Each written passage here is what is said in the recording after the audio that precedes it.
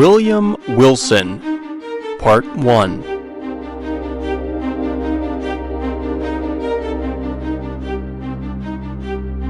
Let me call myself, for the present, William Wilson. That is not my real name. That name has already been the cause of the horror, of the anger of my family. Have not the winds carried my name with my loss of honor to the ends of the earth? Am I not forever dead to the world? To its honors, to its flowers, to its golden hopes? And the cloud, heavy and endless, does it not hang forever between my hopes and my heaven? Men usually become bad by degrees, but I let all goodness fall from me in a single moment, as if I had dropped a coat. From small acts of darkness I passed in one great step into the blackest evil ever known. Listen, while I tell you of the cause that made this happen.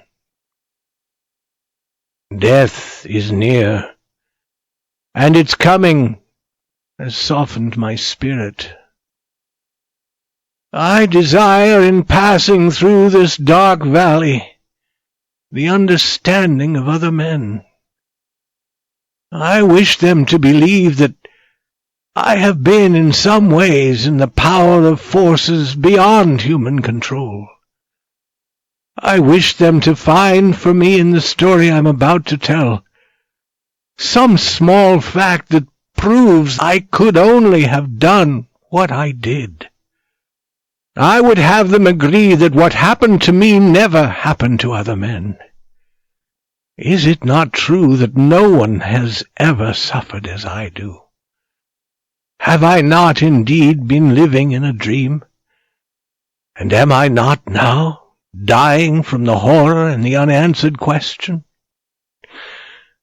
The mystery of the wildest dream ever dreamed on earth. I am one of a family well known for their busy minds. As a small child, I showed clearly that I too had the family character. As I became older, it grew more powerful in me. For many reasons it became a cause of talk among friends, and the hurt it did me was great. I wanted people always to do things my way. I acted like a fool. I let my desires control me. My father and mother, weak in body and mind, could do little to hold me back. When their efforts failed, of course, my will grew stronger. And from then on, my voice in the house was law. At an age when few children are allowed to be free, I was left to be guided by my own desires. I became the master of my own actions.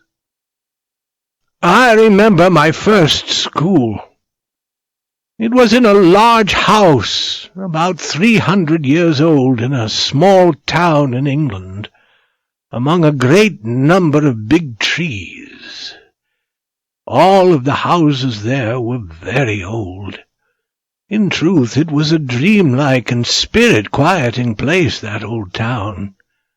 At this moment I seemed to feel the pleasant coolness under the shade of the trees. I remember the sweetness of the flowers. I hear again with delight, I cannot explain, the deep sound of the church bell, each hour breaking the stillness of the day. It gives me pleasure to think about this school, as much pleasure perhaps as I am now able to experience.